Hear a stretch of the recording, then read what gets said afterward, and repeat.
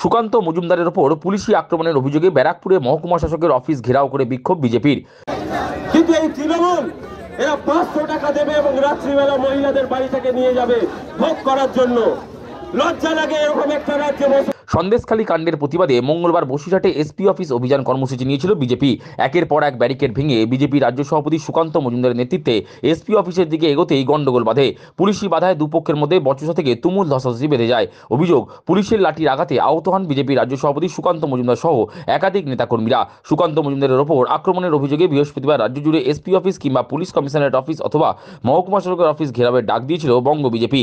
এদিন বেলায় ব্যারাকপুর স্টেশনের কাছ থেকে মিছিল করে মহকুমা শাসকের দপ্তরের সামনে জমায়েত হন বিজেপি কর্মীরা। সেখানে তারা কিছুক্ষণ বিক্ষোভ প্রদর্শন করেন।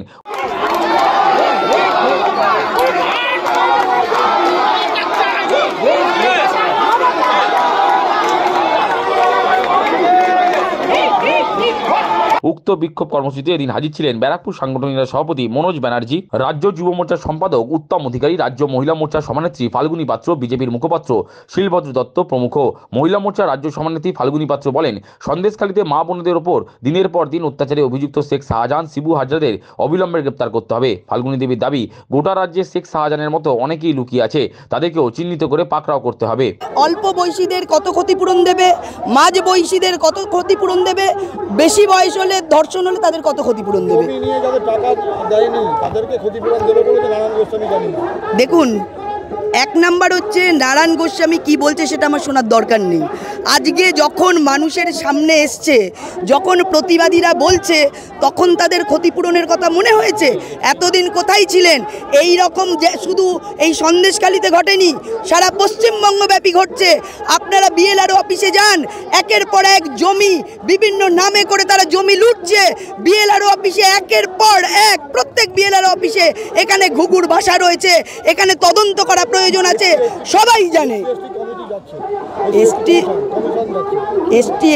এসসি কমিশন যান, কিন্তু দিনের পর দিন যে অত্যাচার হয়েছে, শুধুমাত্র একবার এসসি কমিশন গিয়ে এর সুরাহা করতে পারবে না। কন্টিনিউয়াসলি প্রসেসের তদন্ত হওয়া চাই এবং প্রত্যেকটা দোষীদের, যারা ধর্ষণ করেছে, যারা জমি লুট করেছে, যারা 100 দিনের কাজের টাকা লুট করেছে, প্রত্যেকে এখানে সমান দোষী। আর তাদের নেতৃত্বে শেখ শাহজাহান, শিবু হাজরা, উত্তম সর্দারের মতো এই ধরনের ক্রিমিনাল তার পেছনে রয়েছে। এদের প্রত্যেককে ধরতে হবে, শুধু এখানকার নয়, সারা পশ্চিমবঙ্গব্যাপী যে এরকম শেখ শাহজাহান লুকিয়ে রয়েছে, যারা প্রত্যেক দিন অত্যাচার করছে মেয়েদের ওপর, প্রত্যেক দিন অত্যাচার করছে গরিবদের ওপর, তাদেরকে ধরতে হবে। সন্দেশখালী পথ দেখিয়েছে, এরকম সন্দেশখালী পশ্চিমবঙ্গের আনাচে কানাচে রয়েছে, যারা এরকম ভয়ে মানুষের সামনে প্রকাশ্যে এসে মুখ খুলতে পারছে না। কারণ এক হচ্ছে মহিলাদের সম্ভ্রম, তাদের লজ্জা, দ্বিতীয় হচ্ছে এই অত্যাচার, যে যারা রয়েছে, যারা এরকম লুটছে, তাদেরকে প্রত্যেক দিন তাদের সম্মানকে প্রত্যেক দিন ম্লান করে দিচ্ছে, ধুলোয় মিশিয়ে দিচ্ছে।